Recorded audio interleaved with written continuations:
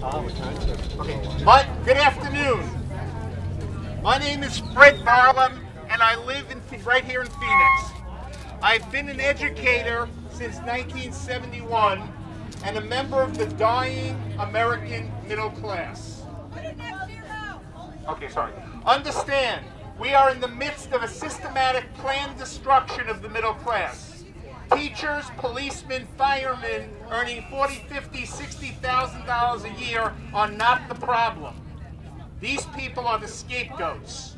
Multimillionaire and billionaire CEOs of major corporations, the corporatists, if you will, that, my friends, is where the problem lies. The thriving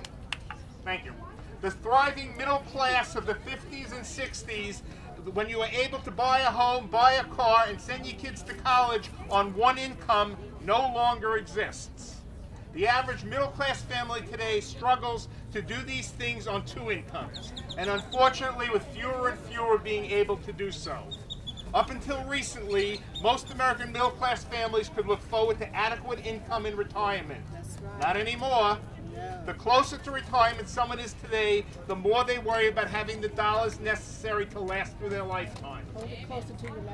Understand, this did not just happen by chance. It is caused by a systematic process. The first nail in the coffin of the American middle class was the destruction of pension systems, private industry pension systems. I can remember back in the 50s and 60s and into the 70s when most major corporations in this country had pension plans.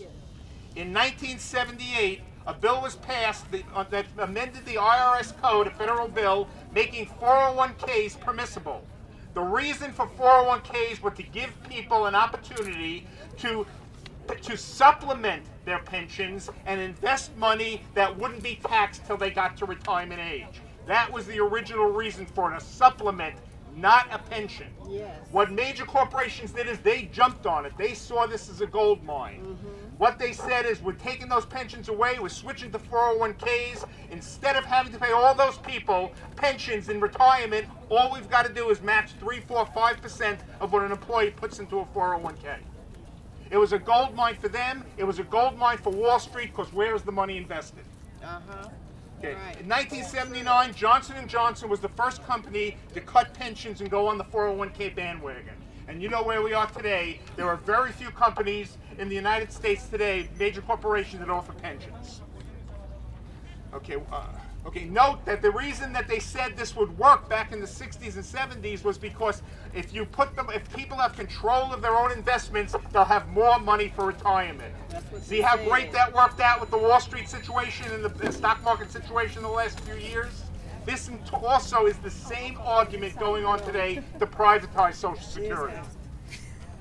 Okay. Public unions pushed for the federal government and local governments and school districts to keep their pension systems, and they did. And they set up a supplementary, what they call a 403B, which is like a 401k for government and public school district employees. They kept that. The workers in Wisconsin who work for who are public workers, the workers throughout the country who work for school districts and are public workers, get a pension today with that supplement. They kept it intact. Private industry did not.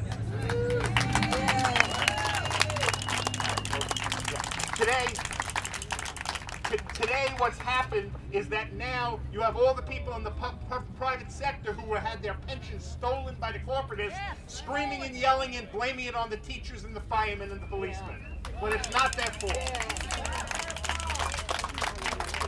The second nail in the coffin of the American middle class was Ronald Reagan as president from 1980 to 1988. He broke the Air Traffic Controllers Union, which was the start of the propaganda that unions are bad, which is really the start of pitting middle-class person against middle-class person. In the mid-1950s, 36% of American workers were unionized. By 1989, the figure dropped to 16%. By 2008, it dropped to 12.4%, of which 7.6% are in the private sector and 36.8% of union workers are in the public sector.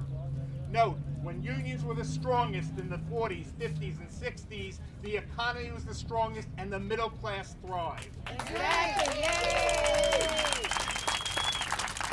Reagan also started the deregulation process of banking, real estate, and insurance. That was the cause of those things were the cause of the Great Depression, and FDR legislation put safeguards in place. Greed created by this deregulation led to the housing boom and bust of the last few years, leaving many middle-class homeowners upside down in their mortgage. It also created the Great Recession that we're now a part of. And investments took a nosedive, and so did those 401ks.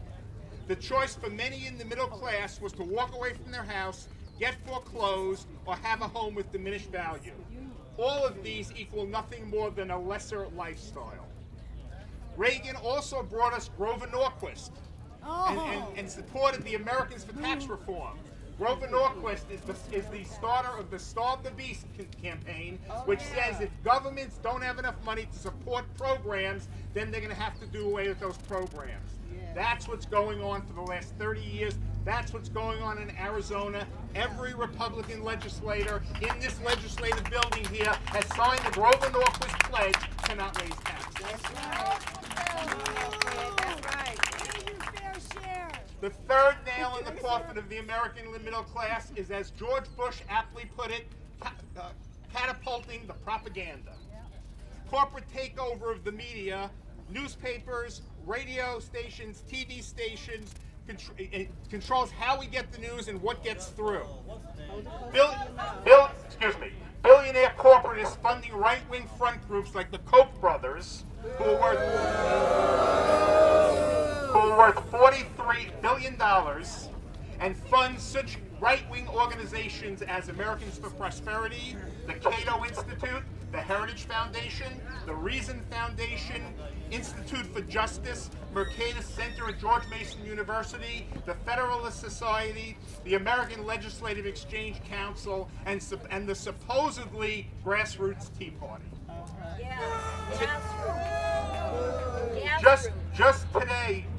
Just today, I received this in the mail. When I opened my mailbox this morning, I had this thing that said, Arizona's legislative March Madness. Make sure Governor Brewer and your legislature doesn't drop the ball on key pro-taxpayer bills. This was sent by Americans for Prosperity. It was in my mailbox this morning. Do you have money to send this to every American citizen? Yeah. Of course, the Koch brothers do. Amen.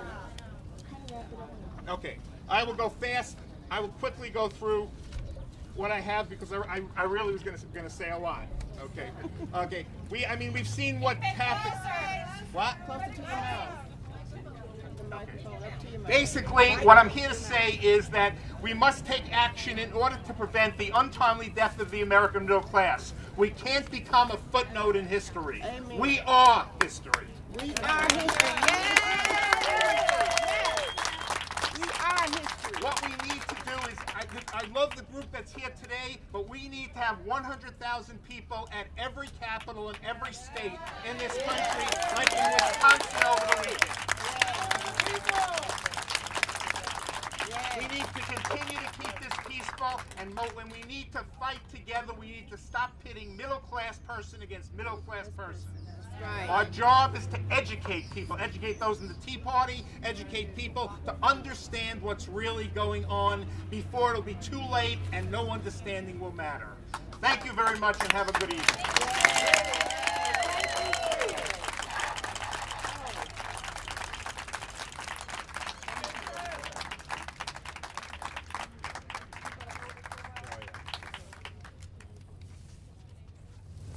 Thank you.